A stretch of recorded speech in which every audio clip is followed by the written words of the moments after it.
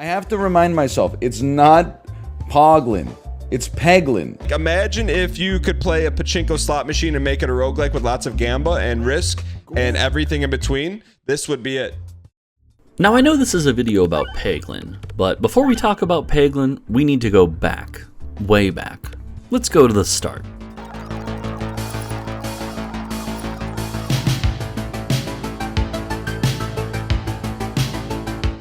In the year 1980, the game Rogue was released for Unix-based computers. Nowadays, it doesn't necessarily appeal to most modern gamers with its old-school ASCII graphics and its strange keybind schemes, but for the time it came out, its unique dungeon crawling mechanics and its replayable nature made it a big hit. If you've ever played Rogue or one of its successors like NetHack, you'll know that the games have a lot of depth and unique interactions that would still be notable in games today, let alone in games made in the 1980s. The best way to deal with it is to zap him with a wand of death. We have a wand of death that doesn't have any charges. We need some charges. That means we need a scroll of charging. I don't have a scroll of charging, so we're going to make some scrolls of charging. In order to do that, I need to take some of my scrolls. I had 7 scrolls of teleportation. I have blanked those scrolls using this wand of cancellation that canceled the magic, made them into blank scrolls, dipped them into one of my 2 vials of holy water, using up one of the vials of holy water, and now I've got 7 blessed scrolls if I dip it in here. If I dip it in here, I get 7 blessed scrolls, and then I can use my magic marker to write on the scrolls and write these scrolls I want. I could write a blessed scroll of charging and recharge the wand of death. While making this video, I even found a quote in a 1984 tech magazine from a sci-fi author / tech magazine columnist / apparently one of the world's earliest bloggers, in which he mentions how Rogue is a just one more try experience. Rogue was popular enough to inspire other games, and it of course led to the creation of what we now call roguelikes. And now we're back to the present day. But just what is a roguelike? And I promise we're getting to the Peglin soon. Even though the term and genre are fairly widespread in the modern gaming landscape, nailing down an exact definition that covers everything is tough, although many have tried. Generally though, roguelikes are described as having certain elements: random or procedural generation, dungeon crawling elements, stats, permadeath, and plenty of other things too. And as a quick disclaimer, there is some discussion to be had about the distinction between roguelikes and roguelites, but for simplicity's sake, I will just be saying roguelike in this video. Also, I wanted to bring up a quick side note before we move on because I just found this too funny not to share, but in the article I mentioned before from that early tech columnist guy, well, he opens up his discussion of Rogue by literally calling it an adventure-like. Bruh. I had to go look it up, and apparently that was in reference to an earlier game from the mid-70s called Colossal Cave Adventure, which eventually became the Atari game Adventure. So I guess maybe we should be calling them adventure-likes? Anyways, the rabbit holes you could go down with all this are much more than I'm equipped to talk about. But you know what I am here to talk about? Peglin. That's right, multiple minutes in, and we're finally getting to the point. Peglin is a roguelike, best described in one simple way that I think is nailed by the top curator review for the game. Peggle meets roguelite. Wait a minute, we've talked about roguelikes, but what about the other part? What about Peggle? Peggle is an arcade and pachinko-inspired game released in 2007, and you know what? We don't really need to do this all again. If you're here on this channel, you almost certainly know what Peggle is, and if you don't, what you're seeing on the screen now is basically it. Shoot ball, ball drop through level, and hit peg, you get dopamine. Easy stuff. Peggle is a much younger game than even the roguelike genre as a whole, and so it's not really the case where we need to discuss all the sorts of history of Peggle-inspired games, because, well, in the end, there really aren't that many. I guess technically Peggle continued with entries like Peggle 2 and Peggle Blast, but even without actually having played those games myself, I think we can all agree that those games have some issues. Dear fucking Jesus Christ. Oh my god. Okay, I can't look at this. Get me out of here. Here's a question. Are all of the other Peggle masters going to constantly rip ass while I'm playing the video game? Peggle-likes are not really a massive thing, at least not like roguelikes are. But that is where we finally do get to Peglin itself. Peglin meshes together roguelike elements with Peggle elements, and overall I think it does it pretty well.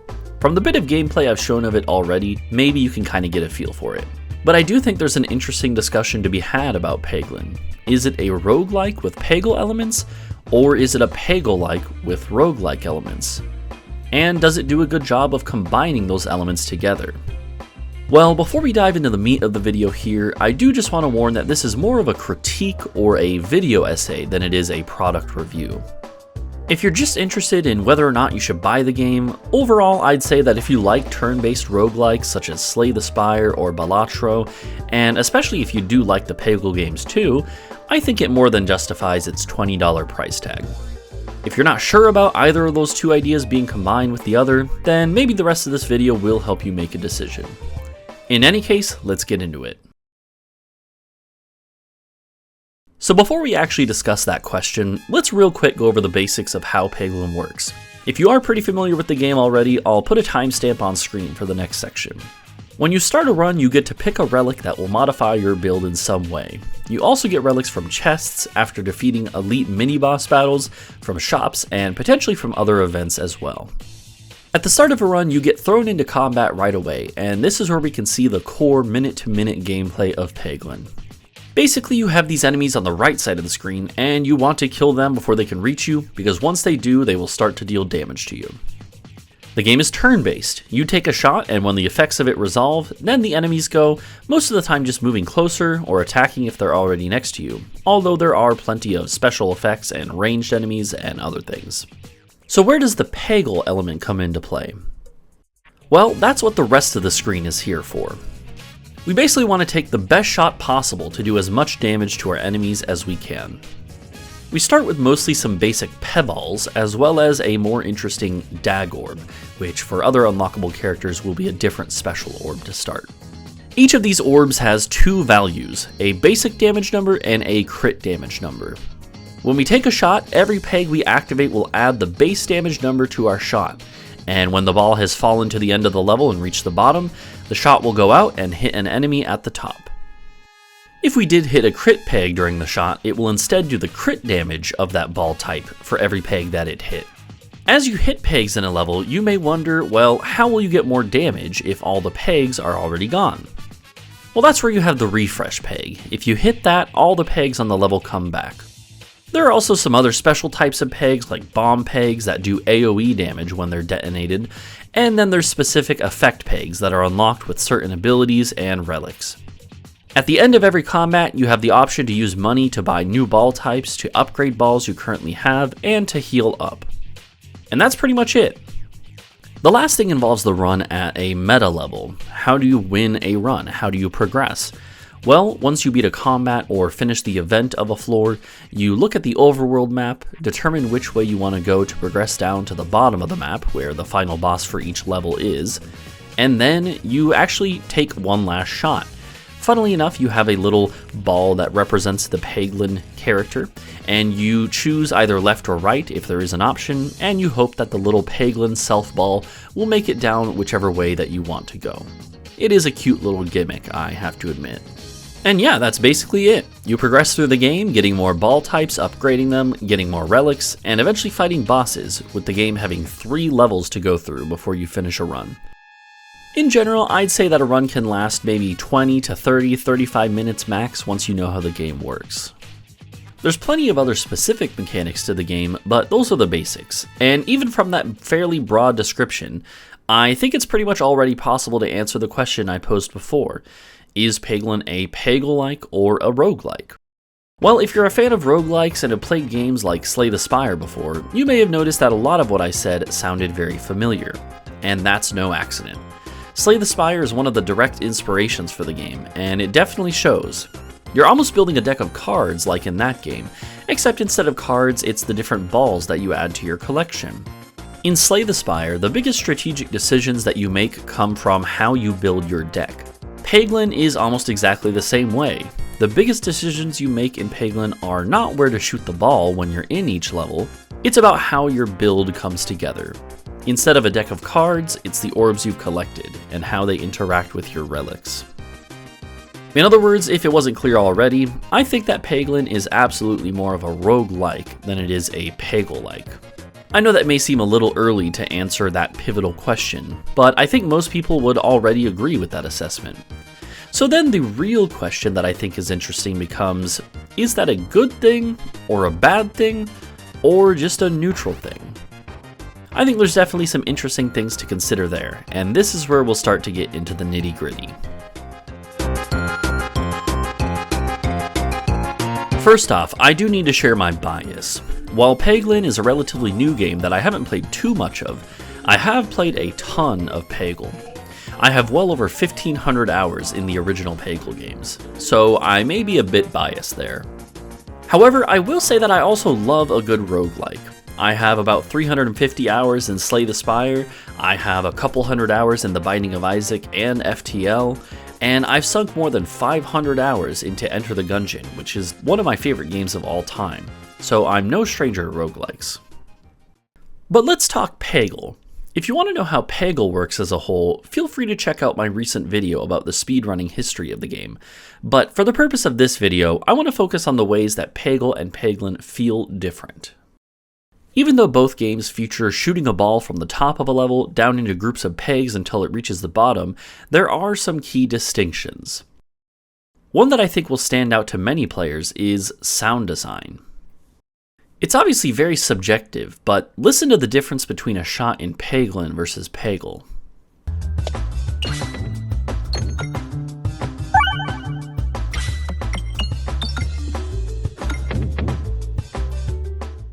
In Peglin, the sound when a ball hits a peg is fairly unintrusive. It crescendos a bit as you hit more pegs with one shot, but at a certain point it levels off. I'd say the noise is almost more like a clacking noise, mixed with the almost spongy bouncing noises of the ball when it hits things. On the other hand, let's listen to Peggle now.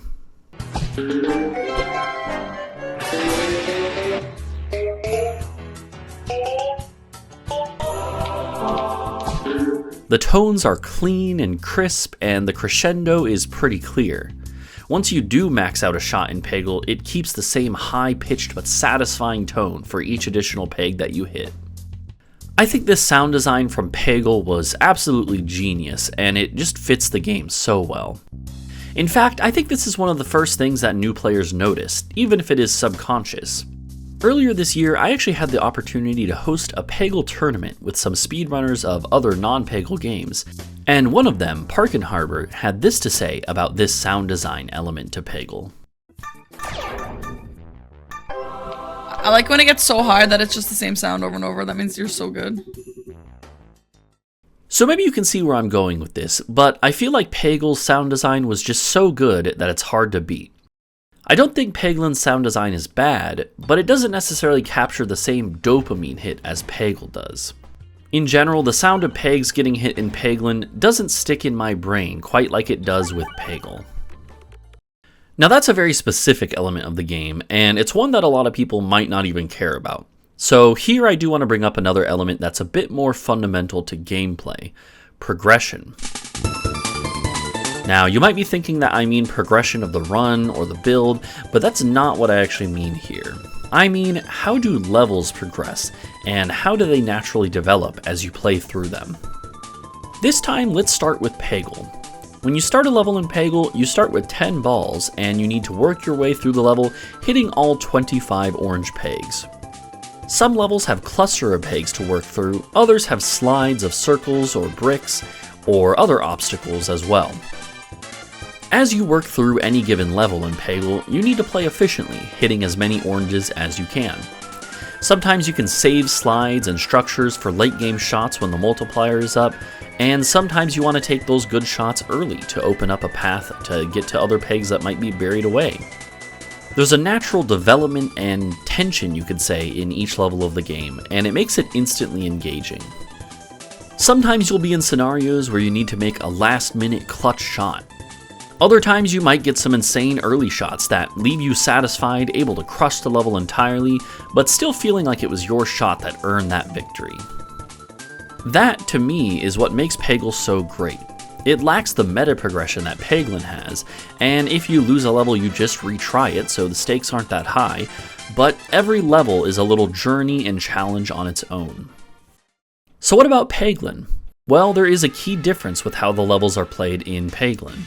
Even though the majority of the screen is taken up by the Peggle-like gameplay section, the focus and the tension of a Peglin battle comes from the upper part, with the turn-based combat. Sure, your shots matter and you want to strategize at that level, but the biggest thing is that Peglin levels are infinite. They must go on for as long as the combat does. This is why, by necessity, they have the refresh pegs, which reset the level.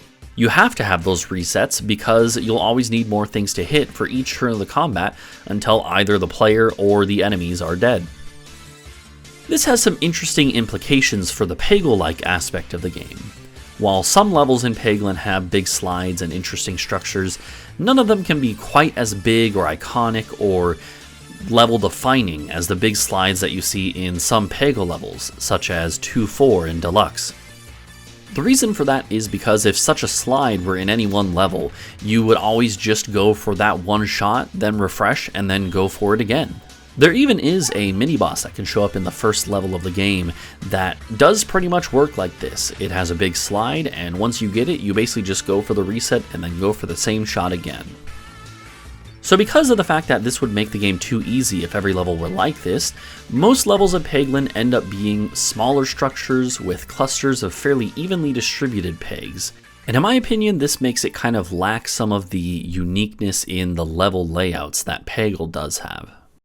Beyond that, and maybe this is a skill issue, but I personally find it fairly hard to consistently judge where bounces go, which makes it harder to get skillful shots, or at least shots that you felt were skillful.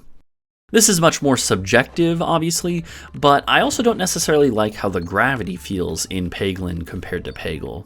It feels like the balls are paradoxically more bouncy, but at the same time, gravity is stronger, so I don't know, something just feels off. But again, I have a lot of time in Peggle itself, so I'm just very used to that, and that might just be my bias. But I think the overall point is that any individual shot and any individual bit of level design only matter so much in Peglin. Most of the time you'll be taking many shots on any given level and resetting it multiple times too, so each individual bounce or each individual shot does not end up feeling as significant as it would in Peggle. Okay, so that might seem like a lot of negative things that I've been piling on when comparing Peglin to Peggle. And this goes back to my argument that Peglin is much more of a Slay the Spire type roguelike than it is a Peggle-like. But here's the important thing. It doesn't need to be Peggle. Peglin was never trying to be Peggle itself, it just has elements of Peggle.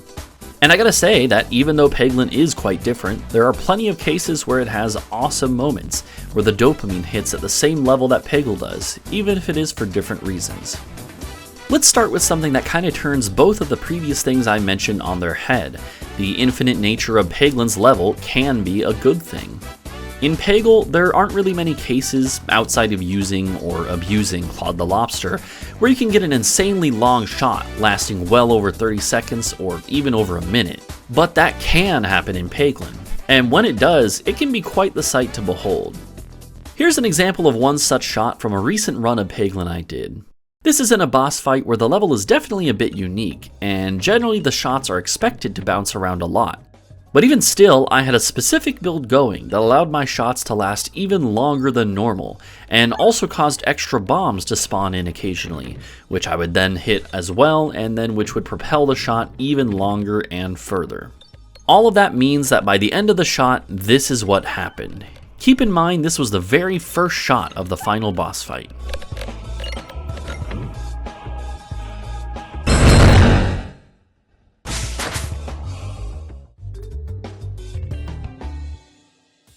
Now that is pretty satisfying. I don't know about you, but to me it seems pretty intentional that the screen shaking when you deal high amounts of damage is supposed to make you feel like a badass, and the way that the sound effects stack is ridiculous, but in a good way. And that naturally leads into another strength of the game. That insane one-shot victory happened because of the build I had. And like other classic modern roguelikes, the build you get on any run will be different, and sometimes you just get crazy interactions, or synergies as Northernlion would call them. And a huge part of the fun is figuring out those synergies and strategizing around them, which is a learning process that you'll do over the course of many runs in the game. To a certain extent, the Peggle type shots themselves don't really matter, because they don't really need to. Most of the big decisions you make are done out of combat, when you spec into a certain type of build and you figure out what strengths you can focus on in each run. Once you do that, the shots themselves are just background, a means to the end of letting your build work its magic. The essence of Peglin is that meta strategy. And I really do want to emphasize that when you get those awesome builds going, the game becomes very satisfying. Here's another great run I had recently. I had a relic that allowed my orbs to activate not only when I hit pegs, but also when it hit the nodes of already popped pegs. I then later got another relic that allowed for pegs to hit multiple times in a row, so altogether my shots would just rack up huge amounts of damage. On top of all that, I had some interactions of specific orbs that led to me having multi-ball shots, meaning that sometimes I would just have insane shots like the one you're seeing on screen now. These sorts of interactions and crazy builds are the best part of the game, and the game really leans into them.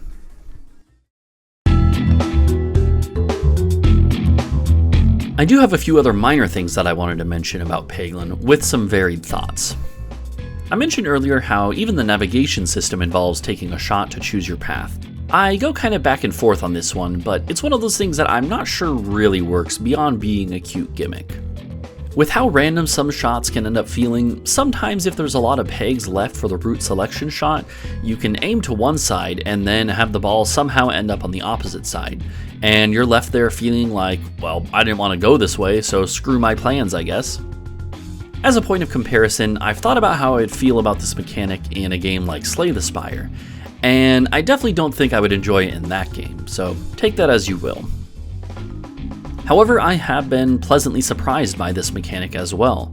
In one recent run, after going into a chest room and getting a relic, in the post-room screen, I ended up hitting all 5 bombs in this formation, and it unlocked a second secret chest with an extra relic. That was a cool moment, and I thought it was kind of neat how it was almost like finding a secret room like you would in a lot of other roguelites, and I think it's literally supposed to be that. And the last thing that I do want to bring up is pacing. Peglin, in my opinion, starts off a little slow, with all runs feeling fairly basic at the start. I think this is kind of unavoidable though, and to be honest, this is kind of just how a lot of roguelikes in general feel. The difference for me is that without any other modifications to your build, basic Peggle shots are really quite boring. To give an example of a roguelike that I think does the early game quite well, I think that Enter the Gungeon does a great job of making moment-to-moment gameplay be quite engaging, since the gunplay and the aiming and the dodge rolling mechanics, they just feel very responsive and satisfying right from the start. Peglin's early game also isn't helped by the fact that some of the first level fights just have fairly uninteresting level design for the Peggle part themselves, without much to go off of as far as getting bounces or clusters, and that's something that does improve as the game goes on, but I thought it was worth mentioning here. On the flip side, I think one of Peglin's biggest strengths are actually the boss fights, and even the mini-boss fights spread throughout each level are pretty good too. These high-stake fights often have unique mechanics, or at least unique level layouts that lead to more interesting shots. To give one last analogy with Peggle, Peggle's gameplay flow involves a fairly consistent level of engagement, with each level having a natural development and a climax at the end. It's like a nice roller coaster that isn't too intense at any one point in particular, but it has constant ups and downs. On the other hand, Peglin is like a massive roller coaster, with slow, extended periods where you're climbing up, but then with huge spikes of excitement as you hit the various peaks throughout the game.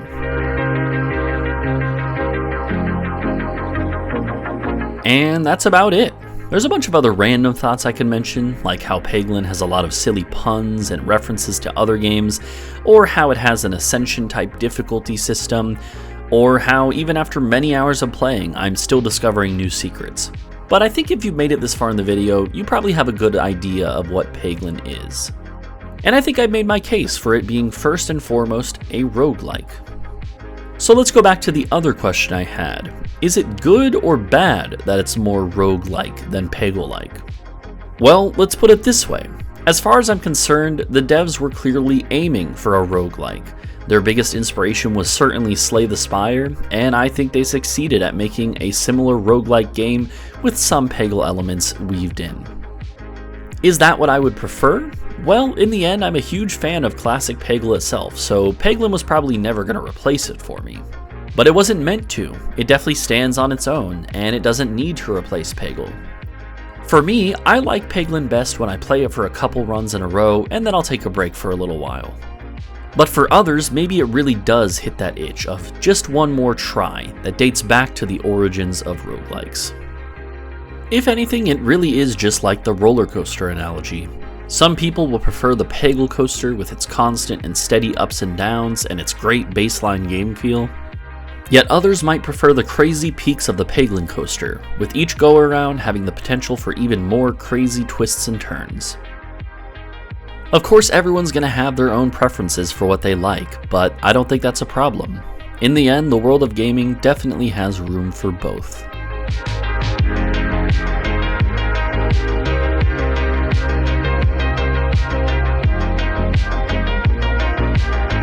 Thanks for watching.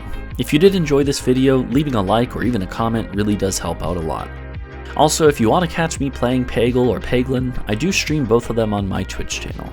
Have a great day.